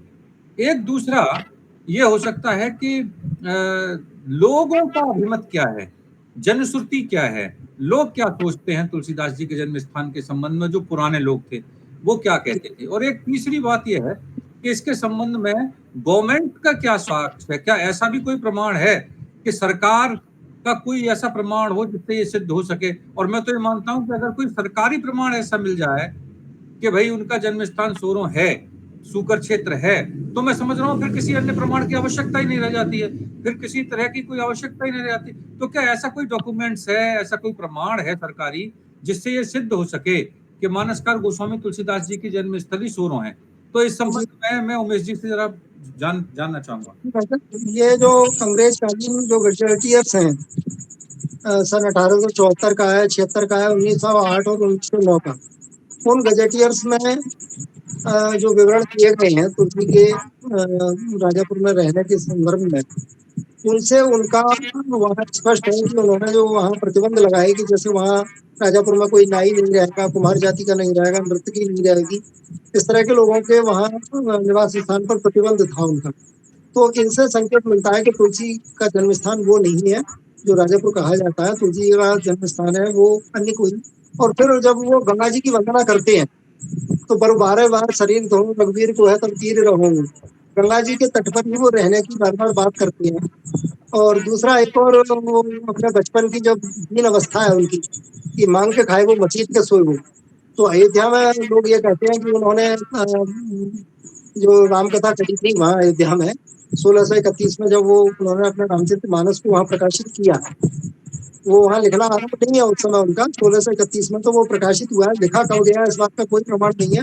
इस पर मेरा अवधपुरी चरित्र प्रकाशन एक आलेख है जो प्रकाशित है पत्रिकाओं में, तो उसमें 56 प्रमाणों के साथ मैंने ये सिद्ध किया है कि इसमें कहीं भी मतलब जो तुलसीदास जी ने रामचरितमानस को 1631 में नहीं लिखा। ये सारी चीजें जब हम संयुक्त रूप से देखते हैं तो उनसे हमें उनका स्पष्ट संकेत मिल जाता है कि जो तुलसीदास जी का जन्म स्थान है वो शासकीय दस्तावेजों के साथ साथ उनके जो अंतर साक्ष्य हैं और उनके जो समकालीन कवि इत्यादि हैं उनके सबके आधार पर शुक्र क्षेत्र ही सिद्ध होता है। अब उसको कोई हठधर्मिता से या क्षेत्रपात की भावना से अगर अपनी ओर खींचने का प्रयास करता है तो ये इस पर तो कुछ कहा नहीं जा सकता। उनकी जिद है लोगों की कि वो तुलसीदास जी की एक चौपाई के लिए मैं हमेशा किसी मंच पर निवेदन करता हूँ तो इस तरह के हठधर्मी लोग हैं कि नहीं असत्य सम पातक पुंजा, असत्य के समान कोई पातक उनका समूह नहीं है। और बहुत बहुत बड़े बड़े विद्वान इसको नकार देते हैं। रामभद्राचार्य जैसे लोग भी चित्रकूट की गुफा में शुक्र क्षेत्र कैसी हास्यास्पद बातें कर रहे हैं, और उस पर अगर कोई मेरे जैसा व्यक्ति कुछ कह देता है तो उनके अनुयायी भड़क जाते हैं और फिर वो बड़ी उग्र प्रतिक्रिया देने लगते हैं।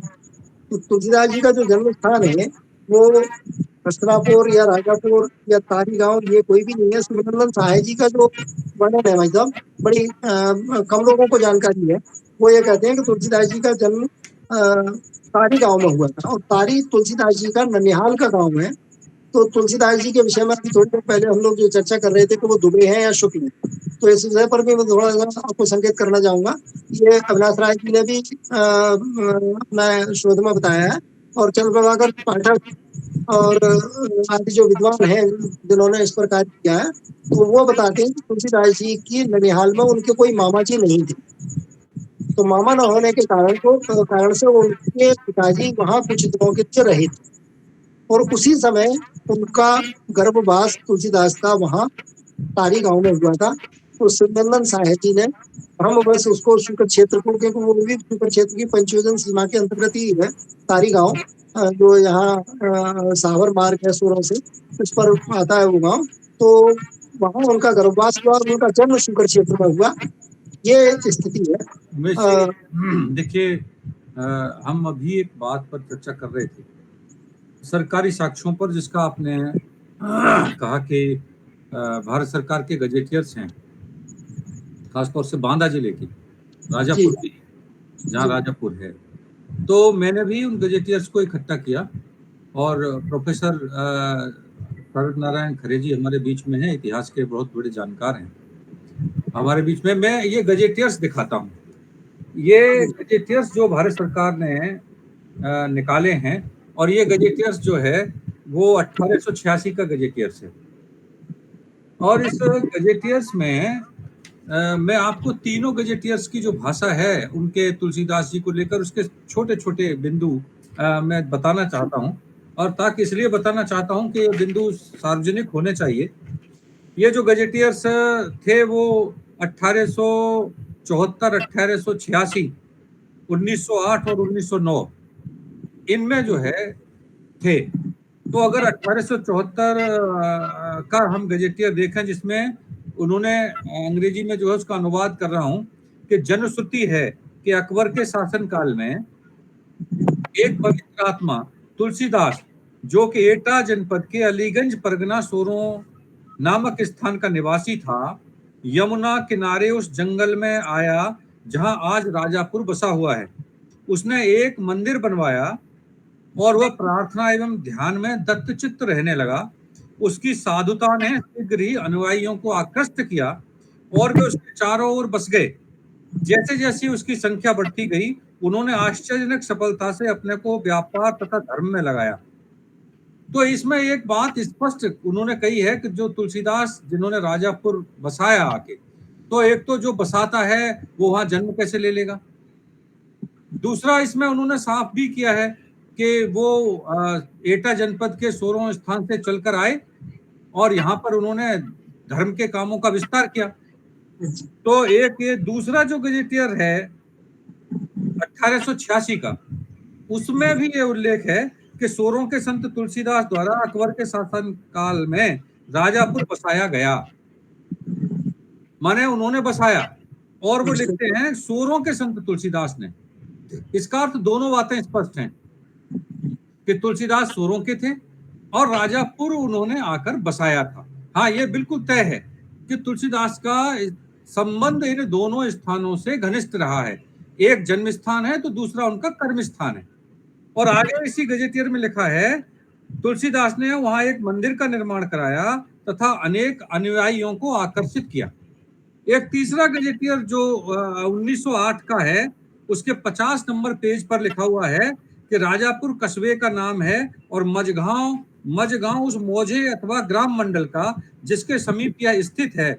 जनश्रुति के अनुसार यह कस्बा रामायण के प्रसिद्ध रचयिता तुलसीदास जी के द्वारा बसाया गया था, जिनका निवास अभी तक दिखाया जाता था। यानी उस गजेटियर में लिखा है कि निवास दिखाया जाता था, माने निवास दिखाया जाता है, जन्म दिखाया नहीं जाता। उनका निवास है, उसको उन्होंने बसाया था। ऐसे ही एक और गजेटियर के जो है उनका 1909 का, उसके 28 से 56 पेज के बीच में जो उल्लेख मिलता है, उसमें ये लिखा गया है कि जनश्रुति है कि अकबर के राज्य काल में तुलसीदास नाम के एक पवित्र आत्मा जो एटा जिले की तहसील कासगंज में सोरों के निवासी थे, यमुना जी के किनारे उस जंगल में आए जहां अब राजापुर विद्यमान है और वे पूजा ध्यान में प्रवृत्त हो गए। वस्तुतः ये वही तुलसीदास हैं जिन्होंने रामायण की रचना की है। और यह स्थितियां जो गजेटियर्स में उल्लेख है शासन के में, और ये सारे गजेटियर्स अंग्रेज अधिकारियों ने लिखे हैं, उनका किसी भी तरह के पक्षपात या उससे कोई लेना देना नहीं था। तो जब भारत सरकार के गजेटियर्स ये सिद्ध करते हैं कि तुलसीदास जी ने राजापुर को बसाया था और मूलतः उनका जन्म स्थान सोरों था, तो फिर इसमें अब कोई विवाद नहीं रह जाता। ये बात अलग है कि साहित्य जगत के लोग अपनी हठ धर्मता को लेकर इसे स्वीकारें नहीं और फिर अपने पूर्वाग्रहों के साथ वो इस विषय को रखें। उमेश जी ने बहुत अच्छा रखा, राहुल वशिष्ठ जी ने भी बहुत अच्छी बात कही। मेरे भाई साहब एक बात इसमें और कहना चाहूंगा मैं जी। तो शासकीय दस्तावेजों की आप चर्चा कर रहे हैं, इसमें एक जो वहाँ राजापुर की एक सभा थी, तुलसी स्मारक सभा, वहाँ के सचिव हुआ करते थे गंगा प्रसाद जी। उनके साथ हमारे शुकर क्षेत्र की गंगा सभा का पत्र व्यवहार हुआ है, तो उस पत्र व्यवहार में भी उन्होंने गंगा प्रसाद जी ने सोरों को ही जन्म स्थान लिखा है। और ये 1919 के आसपास का पत्र है उनका जी। उस पत्र में भी उन्होंने यही लिखा है। और आज की वर्तमान की जो पीढ़ी है राजापुर की और उधर की, वो मतलब लोग उसको नकारते हैं, उस पत्र को, वो अपने बुजुर्गों की ही बात को नकारते हैं। चलो शासकीय दस्तावेजों को जाने दो, अगर नहीं कहते कि ये गलत है तो अपने बुजुर्ग की तो बात को आप स्वीकार करो, वो उस चीज को भी स्वीकार नहीं करते। हाँ, बिल्कुल ठीक आपने कहा कि ये बात ठीक है। और चूंकि गजेटियर्स जो है इतिहास के पन्ने हैं और बहुत महत्वपूर्ण पन्ने हैं, सरकारी साक्ष्य हैं। और आपने एक और उल्लेख किया उमेश जी ने कि वो जो वहाँ राजापुर की जो तुलसी स्मारक समिति है उसके जो मंत्री हैं गंगा प्रसाद जी, वो पत्र मैंने भी देखा है। उस पत्र में उन्होंने लिखा है कि गोस्वामी जी जब राजापुर बसाया है तो गोस्वामी जी जो है सोरों से ही आए होंगे और सोरों ही उनका जन्म स्थान रहा होगा, ये उन्होंने उसको स्वीकार किया है। तो ऐसे बहुत सारे अभिलेख हैं, तो इस पर जरा चर्चा करने के लिए प्रोफेसर शरद नारायण खरे जी के पास चलते हैं और उनसे ये राय लेते हैं कि इस संबंध में उनकी क्या ओपिनियन है। जी जी जी जी मैं छोटी सी बात यूं कहूंगा कि जब मैं विद्यार्थी था 40-42 वर्ष पहले, तब इतिहास की पुस्तकों में भी राजापुर लिखा रहता था, लेकिन अब वो राजापुर हट गया है और अब यही सोरो क्षेत्र ये उल्लेख इतिहास की किताबों में भी शामिल कर लिया गया है। अच्छा। यानी अब इतिहासकार भी यही मानने लगे हैं जो आप लोग जिस मत को यहाँ ये कोई कहाँ से उल्लेख कहाँ से कर रहे हैं आप खरे साहब?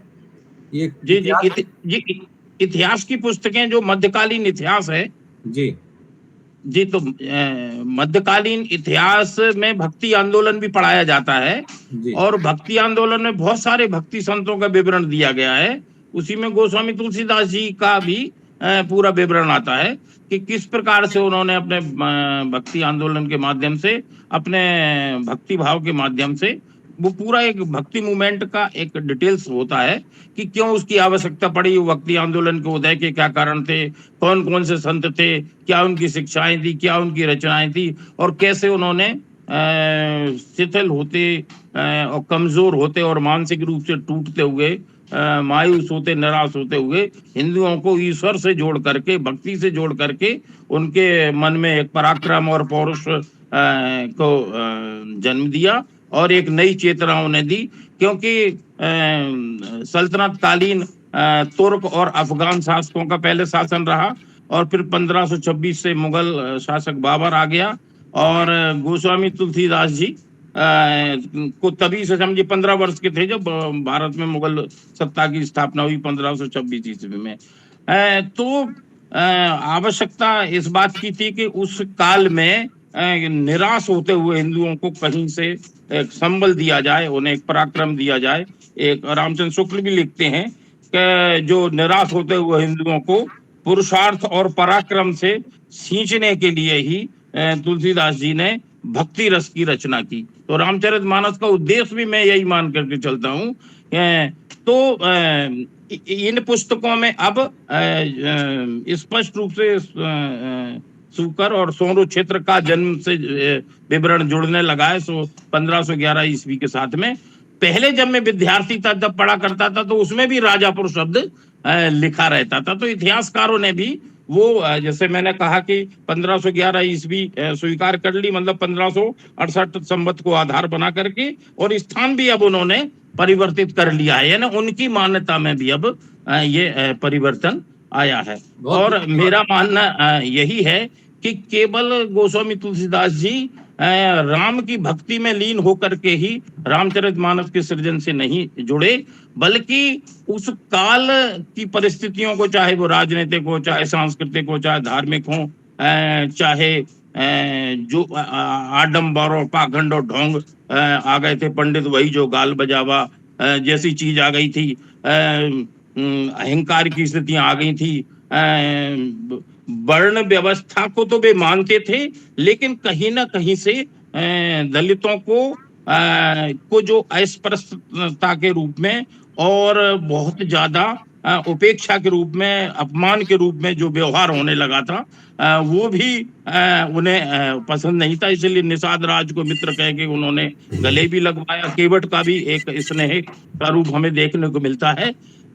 और जो मुगल काल में सत्ता के लिए जिस तरह से, चाहे बाबर के उत्तरार्ध हुमायूं के भाइयों, माना हुमायूं उसका पुत्र था, राज्य तो मिल गया, लेकिन भाइयों ने समस्याएं खड़ी की। फिर अकबर के काल में जहांगीर ने भी बहुत उत्पात किया, अकबर के विरुद्ध विद्रोह भी किया। तो इन सारी घटनाओं से अपने काल को वो नजदीकी से देख रहे थे और इसीलिए रामचरितमानस के माध्यम से उन्होंने राजनीतिक आदर्शों को बड़े व्यापक रूप में रखा, पारिवारिक दाम्पत्य के आदर्शों को व्यापक रूप में रखा। स्त्रियों को उसमें बहुत भोग विलास का साधन माना जाने लगा था। मुगल काल में हरम चल रहा था, अकबर की अभी बहुत बात आपने की, तो अकबर के हरम में 5000 स्त्रियां होने का इतिहास में उल्लेख मिलता है। और उसको देख करके राजपूत राजा भी वो प्रयोग करने लगे थे। कहते कि मान सिंह का भी एक हरम था, वो चूंकि नवरत्नों में एक था, उसके पास भी 1500 स्त्रियां थी। इतिहासकार इस बात का उल्लेख करते हैं। तो स्त्रियों को ये जो अपमान और भोग विलास का साधन बनाया जाने लगा था, इसीलिए रामचरितमानस के माध्यम से वे स्त्री और स्त्री के सम्मान को स्थापित करना चाहते थे, सामाजिक आदर्शों को स्थापना करना चाहते थे, सगुण और निर्गुण के बीच में भी एक समन्वय लाना चाहते थे, शैव और वैष्णवों के बीच भी वे एक समन्वय लाना चाहते थे। और कदापि भी स्वांता सुखाय भगवान की भक्ति में लीन होकर के उन्होंने नहीं ये सृजन किया रामचरितमानस का। बालकांड में वे खुद लिखते हैं कि कीरति भनित भूति भली सोई, सुर सरी सम सब कहें हित होई। कीर्ति यश भनित, किसी कविता जो किसी के लिए लिखी जा रही है, और भूति संपत्ति, ये तभी हितकारी हैं जब वो गंगा के समान, सुरसरी के समान सबका हित करने वाले हों। तो इसीलिए उन्होंने अपने रामचरितमानस को समसामयिक चेतना से परिपूर्ण होकर के समस्त विडंबनाओं पर, विकारों पर, समस्त विद्रूपताओं पर, नकारात्मकताओं पर प्रहार किया और सर्वकालिक लोक मंगल स्थापित करने की उन्होंने कोशिश की कि पुरुष कैसा होना चाहिए, स्त्री कैसा होना चाहिए, रिश्ते नाते कैसा होना चाहिए। इसीलिए उन्होंने वहां मुगल बादशाह परिवार में एक दूसरे का गला काट रहे थे सिंहासन के लिए, सत्ता के लिए, तो वहीं इन्होंने भरत और राम का आदर्श दिखाया। वो कहते हैं आप गद्दी पर बैठिए, वो कहते हैं आप गद्दी पर बैठिए, लक्ष्मण उनके साथ चले जाते हैं। तो ये रिश्ते नाते, और वहां हरम चल रहा है, और यहाँ सीता जैसे आदर्श पत्नी जो अपने से अपने पति के साथ जंगल चल दी, और राम भी पूरा सब कुछ त्याग के उनको खोजने के लिए जाते हैं, ससम्मान लाते हैं। तो ये सारे आदर्शों की भक्ति काल में बहुत आवश्यकता थी। तो मैं उनको क्रांतिकारी समाज सुधारक भी मान करके चलता हूँ। कबीर दास जी ने तो स्पष्ट रूप से कह दिया कि जो तुम ब्राह्मणी को जाए और राह तुम काहे ना पाए, और कांकर पाथर जोड़ के मस्जिद रही बनाए, और नहाए धोए क्या भया जो मन मेल न जाए, मीन सदा जल में रहे धोए बास न जाए। लेकिन इन्होंने बड़े शांत ढंग से अपने काल की समस्त विसंगतियों को, विद्रूपताओं को देखा, समझा, चाहे वो नैतिकता गिरती जा रही हो। निश्चित रूप से वो वर्ण व्यवस्था को मानते थे, लेकिन ब्राह्मणों का अहंकार को पसंद नहीं करते थे। वे कहते कि पंडित भाई जो गाल बजावा, ऐसा नहीं होता है। तो सारी चीजें आ रही थी, और जरा में क्षुद्रता आ रही थी। क्षुद्र नदी भरी चल तुराई, जस थोड़े उदन खल इतराई। तो वो जरा सा ज्ञान आने पर घमंड आ जाता है। ये सारी बातें वो देख कर चल रहे थे।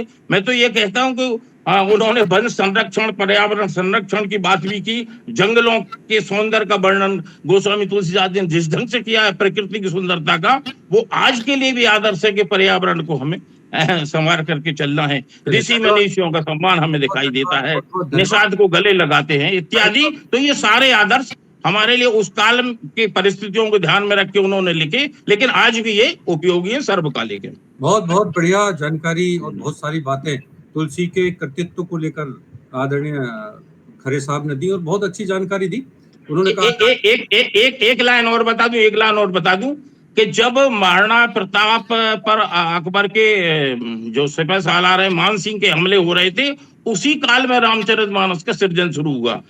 हल्दी घाटी का युद्ध 1576 ईस्वी का है, लेकिन संघर्ष तो पहले से शुरू हो गया था। 1574 में रामचरितमानस का सृजन शुरू हुआ, 1576 में पूरा हुआ। तो कहीं ना कहीं से वे भी इससे उद्वेलित थे, इसीलिए उन्होंने राजनीतिक आदर्शों को, और मैं कहता हूं कि रावण के पराभव को इसीलिए उन्होंने विशेष रूप से दिखाया, जिससे कि मुगल सत्ता को यह आभास हो जाए कि जब रावण जैसा पराक्रमी, उसका बड़ा महासाम्राज्य धराशायी हो सकता है, तो तुम कितने दिन के लिए हो, तुम्हारी सत्ता भी एक समय समाप्त होगी। तो मैं मानता हूं कि ये आदर्श की बहुत आवश्यकता थी, और उन्होंने सारी बातें उस काल के लिए रखी और एक चेतना दी, एक प्रकाश दिया। बहुत अच्छी जानकारी आपने दी, और बहुत अच्छी अपनी संगोष्ठी निरंतर ऊंचाइयों की ओर जा रही है, पर समय भी अपनी सीमाओं को दर्शा रहा है। तो हम चाहते हैं कि ये जो मानसकार के व्यक्तित्व और कृतित्व की जो विराटता है, उसको अगर कई दिनों तक भी चर्चा की जाए तो शायद पूरी नहीं होगी, पर फिर भी हमारे विद्वान जुड़े हैं, मैं चाहता हूँ एक एक मिनट में इस विषय को जरूर लें कि उनके लिखे गए साहित्य से समाज में कैसे परिवर्तन हुए। तो साहित्य किन चीजों से प्रभावित था, ऐसा तो इतिहास के जानकार प्रोफेसर शरद नारायण खरे जी ने बताया कि किन तत्कालीन परिस्थितियों के कारण और कैसा साहित्य सृजन किया उन्होंने, लेकिन सृजन करने के बाद समाज पर उसका क्या असर हुआ। आचार्य नरेश शास्त्री जी, कृपया इस पर एक मिनट में अपनी बात कहेंगे।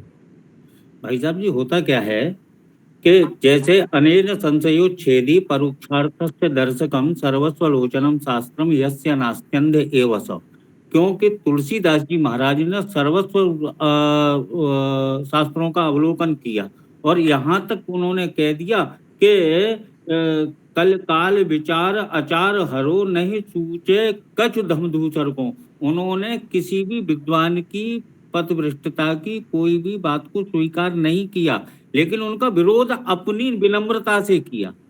और विनम्रता से करके उन्होंने अपनी केवल धर्म की ध्वजा को उन्होंने फहराया।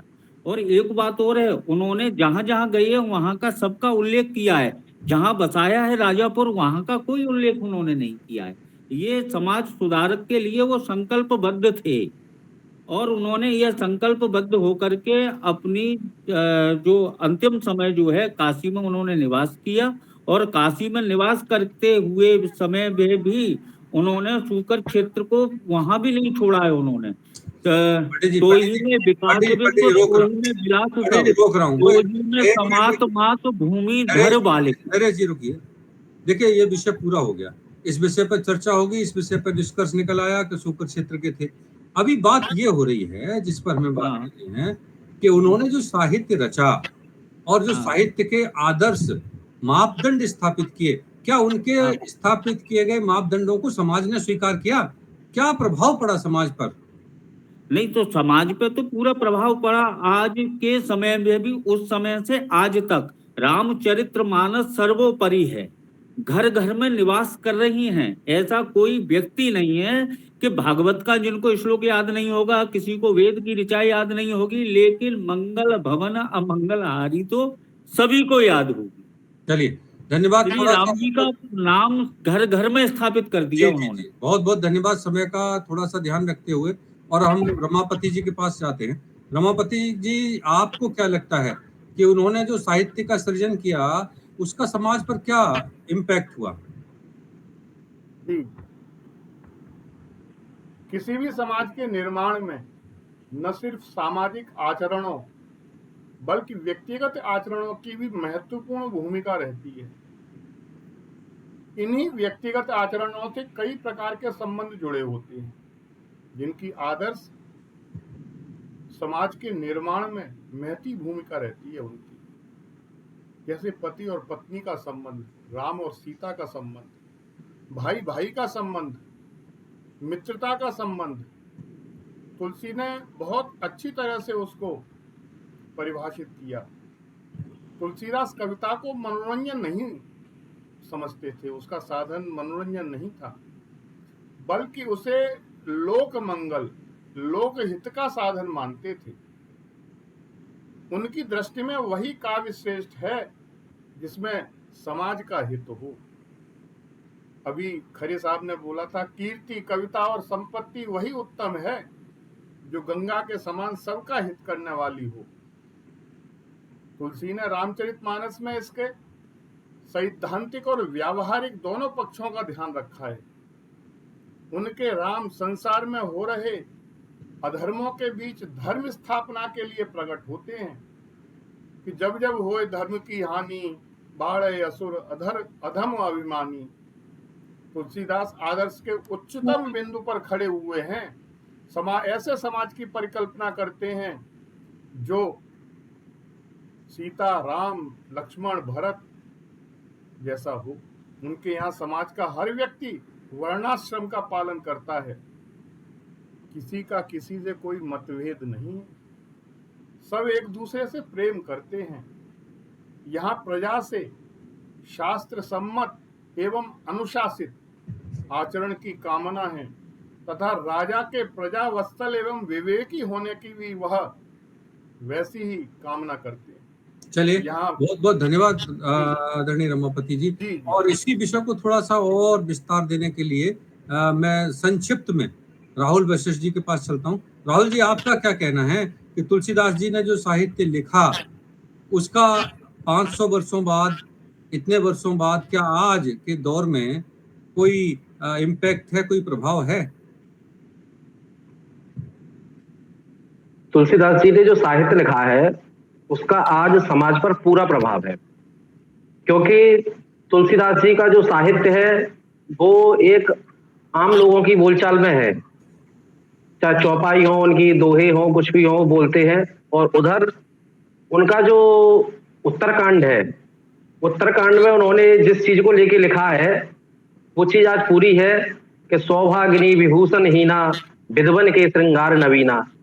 तो आज वो चीज 500 वर्ष के बाद भी परिलक्षित होती है कि जो सौभागिनी स्त्रियां हैं उनके पास कोई इतनी साज सज्जा नहीं है, लेकिन जो विधवा स्त्रियां हैं वो आज अपने उसमें है। आगे भी वो लिखते हैं, गुरु शिष्य बधिर अंधका लेखा, एक न सुनहि एक नहीं देखा, हरहि शिष्यधर शोक न हरहि, सो गुरु घोर नरक में परहि। ऐसा आज बिल्कुल देखा जा रहा है, जैसा उन्होंने उस समय लिखा है वो आज पूरी तरह घटित हो रहा है समाज में। आज ये सब स्थितियां सभी के सामने है।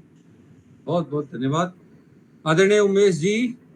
तो आपसे जानना चाहते हैं कि आज पूरे विश्व का सर्वश्रेष्ठ पवित्र ग्रंथ रामचरितमानस है। ऐसा नहीं कि बाकी के ग्रंथ जो है पवित्र नहीं है, वो बहुत पवित्र हैं, लेकिन मानस जितना विख्यात है, मानस का जैसा विस्तार हुआ है, मानस को पढ़ने के लिए जैसी उत्सुकता देखी जाती है, वैसी अन्य ग्रंथ के संबंध में नहीं मिलती। क्या वजह है इसकी? सबसे पहली चीज तो यह है भाई साहब, वो छंद और उसमें गीयता और सभी रसों का उसमें समावेश। तुलसी जैसा रसरंग कवि कहना चाहिए, दूसरा विश्व में कोई नहीं है।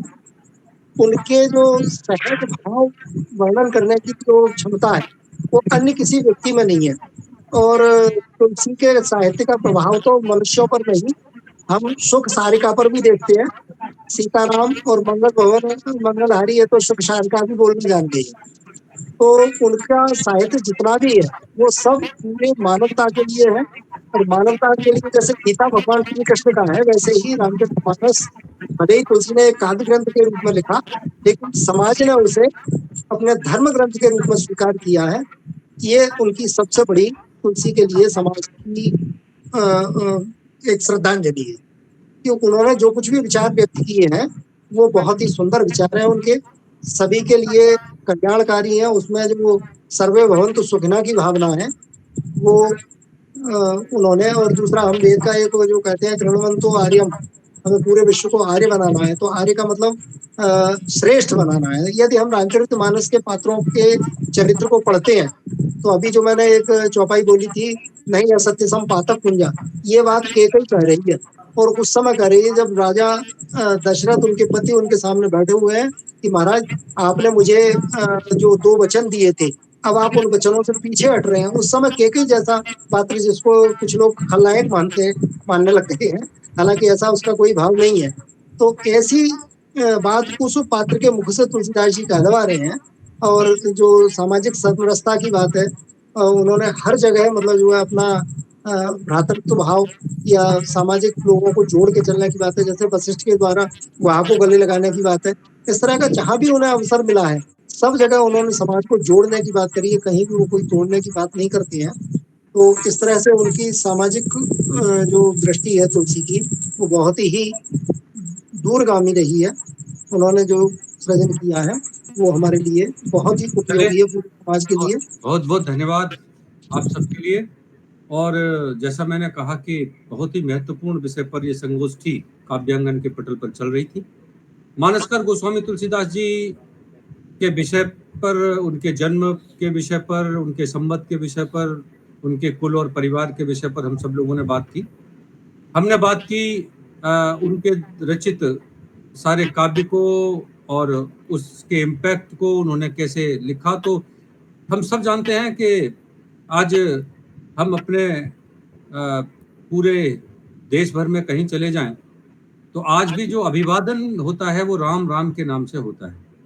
आम जन तक तुलसी ने जिस राम को अभिवादन का आधार बना दिया, प्रातः उठकर भी और रात्रि के सोने तक, जहां हमारे अभिवादन का मूल मंत्र राम हो जाए, और जहां गांव-गांव में यह धारणा स्थापित हो जाए कि अगर रामचरितमानस का अखंड पाठ उनके परिवार में हो जाएगा तो उनका परिवार सभी कष्टों से मुक्त हो जाएगा, सभी दुखों से मुक्त हो जाएगा।